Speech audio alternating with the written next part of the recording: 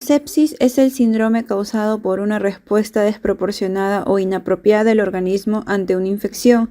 Es un proceso complejo que puede afectar a cualquier paciente y originarse en múltiples lugares y ser causado por diferentes microorganismos. Además, se puede presentar con una multitud de signos y síntomas y ninguno específico. La causa más frecuente de sepsis son las infecciones bacterianas, pero cualquier microorganismo puede provocarla, como hongos, virus y protozoos. Habitualmente, la mitad de los casos de sepsis no tienen un aislamiento microbiológico, mientras que la otra mitad se deben en porcentajes similares a bacterias gram negativas, como por ejemplo el Escherichia coli, Klebsiella y Pseudomonas, y bacterias gram positivas, como el Estafilococo guabulosa negativo, Neumococo y Staphylococcus aureus. Por otro lado, la mayoría de los casos son de origen comunitario, y los focos más frecuentes son el pulmonar y el urinario ginecológico, y entre los nosocomiales tenemos de origen pulmonar. Los signos y síntomas de sepsis y shock séptico se pueden clasificar en los propios de la infección responsable, los del síndrome séptico y los del fracaso orgánico. El cuadro clínico típico de la sepsis va a incluir los signos y síntomas del denominado síndrome de respuesta inflamatoria sistémica y otros signos de inflamación sistémica en respuesta a la infección. En general, cuando el paciente con sepsis ingresa en la UCI, suele cumplir al menos 3 criterios de la SIRS: la taquicardia, la taquipnea que se presenta hasta en el 80% de los casos y la fiebre que es objetiva en el 60% de los pacientes en el ingreso. Debido a su relevancia pronóstica, son especialmente importantes los signos de hipoperfusión tisular. Entre estos destacan lo que es la hipotensión, la taquicardia, el lívido reticulares, piel fría y húmeda, el retraso en el relleno capilar y la alteración en el estado mental. La hipoperfusión puede ser muy evidente en casos de hipotensión arterial y shock séptico, pero puede estar presente incluso en pacientes con presión arterial alta y gasto cardíaco normal, lo que se denomina a veces como shock crítico u oculto. Ahora, también hay que recordar que los pacientes con sepsis o shock séptico suelen presentar o desarrollar lo que es el síndrome del distrés respiratorio agudo.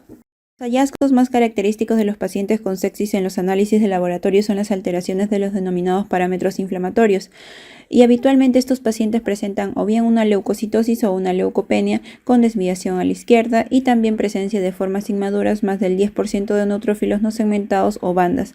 También se va a producir una elevación de los reactantes de fase agudo como la proteína C reactiva y la procalcitonina, así como de las citocinas proinflamatorias como la interleucina 6 y el factor de necrosis tumoral alfa. La hipoxemia también es frecuente en estos pacientes y el 90% va a requerir de un oxígeno suplementario. La radiografía de tórax puede ser normal o también puede mostrar lo que son infiltrados en el caso de neumonía o en el síndrome de distrés respiratorio agudo, y en este caso pueden ser bilaterales. La hiperglucemia también es habitual, aunque en disfunción hepática grave puede haber hipoglicemia e hipoalbuminemia. Lo que es diagnóstico, se van a realizar de 2 a 3 hemocultivos con un intervalo de 20 minutos antes del inicio de la antibioticoterapia. Y también se van a realizar cultivos de otros lugares en función a la sospecha diagnóstica. Por ejemplo, puede ser un examen del líquido cefalorraquídeo, cultivo según origen, por ejemplo, el urocultivo, coprocultivo, del líquido pleural, del líquido articular, aspirado traqueal. También se pueden hacer técnicas de biología molecular, técnicas de detección de antígenos bacterianos y pruebas de imágenes. Todo esto me va a ayudar a confirmar la infección, el agente patógeno responsable y su sensibilidad antibiótica, lo que permitirá ajustar al tratamiento. Para lo que es sepsis existen 2 criterios, el criterio del SIRS y el criterio del SOFA. El criterio del SIRS nos va a dar una aproximación a lo que es el diagnóstico y el criterio del SOFA un pronóstico de lo que es la mortalidad. Para decir que un paciente presenta sepsis debe de presentar 3 criterios del SIRS. Dentro de ellos tenemos una temperatura corporal mayor a 38 grados Celsius o menor a 36 grados Celsius, una frecuencia cardíaca más de 90 latidos por minuto, una frecuencia respiratoria más de 20 por minuto o presión arterial del CO2 menor de 32 milímetros de mercurio. Recuento de leucocitos mayor a 12.000 por milímetro cúbico de sangre o menor a 4.000 por milímetro cúbico de sangre. Y también la presencia de formas inmaduras como por ejemplo los neutrófilos no segmentados mayor a 10%. Y en los criterios del QSOFA deben de presentarse 3 criterios: una frecuencia respiratoria mayor a 22 respiraciones por minuto, una presión arterial sistólica menor a 100 milímetros de mercurio y la alteración del sensorio.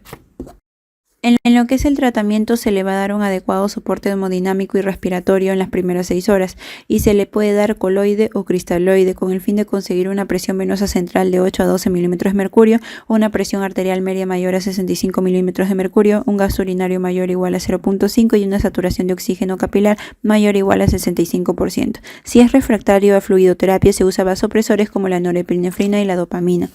En lo que es la antibiótico-terapia se va a usar un antibiótico de amplio espectro temprano en las primeras horas para que abarque tanto a bacterias gram positivas como gram negativas. También se va a hacer determinación de la zona anatómica de infección en las primeras 6 horas.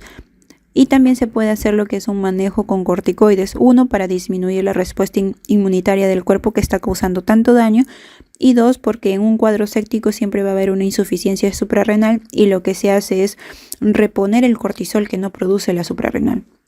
Otro de los tratamientos que se usan es la adición de la proteína G activada, produciendo así lo que es la inhibición de lo que es el factor activado y factor 8, activando y frenando lo que es la cascada de coagulación y disminuyendo el estado de hipercoagulable.